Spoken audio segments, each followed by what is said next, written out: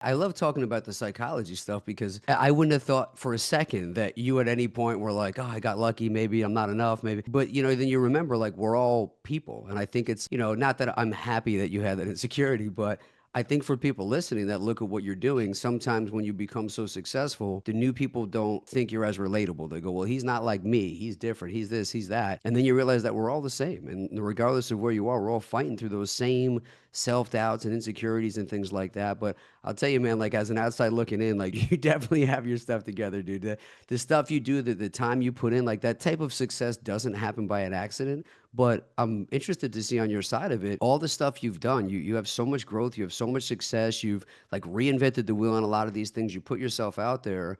How do you work through some of those maybe little devil on the shoulder moments or those little voices that try and tell you that you can't do this or, how do you fight through that fear and that self-doubt? That's the $1 million question, right?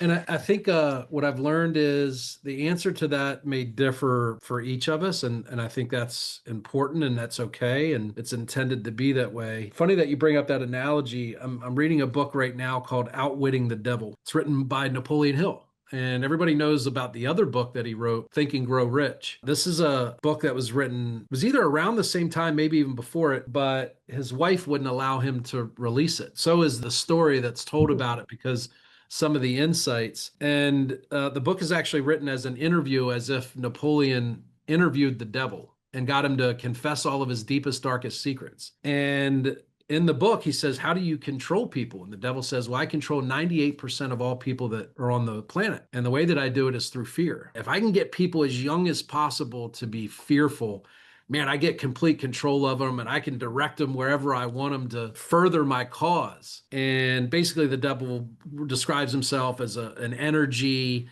that represents everything negative in the world. So, my way of dealing with fear has been through education and addressing fears. The scariest thing is the unknown, right? And oftentimes the things we fear, if we were to simply address them, right, it's like the boogeyman under the bed. Turns out there's not actually a boogeyman under the bed, but it takes courage to rip off the blanket and look underneath there and shine a light. And then all of a sudden we go from being scared to like empowered and bold, and we feel big and strong. But it's that split decision that we often don't make to face our fears that allow us to just hover in that uncertainty for sometimes, for some people, forever. A good coach of mine by the name of Gary Harper told me once, he said that fear often comes from just a lack of information. And when you gather more information, whether it's about your competition or your business or economics or leadership or investing or playing basketball or whatever, you get more knowledge. And with more knowledge comes more courage, and it slowly starts to eat away at fear. So the way that I've been able to overcome my fears is by a daily discipline to growth. And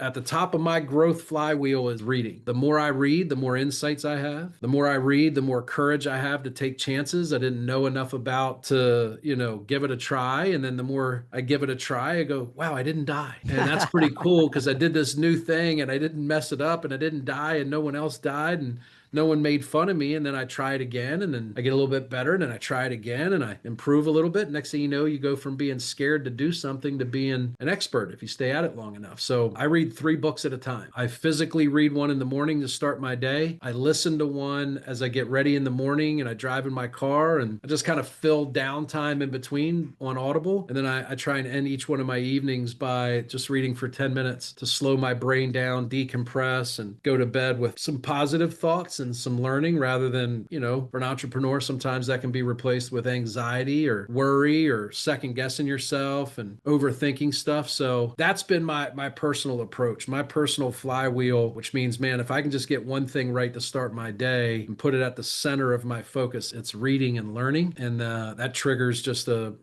much more positive, effective version of me.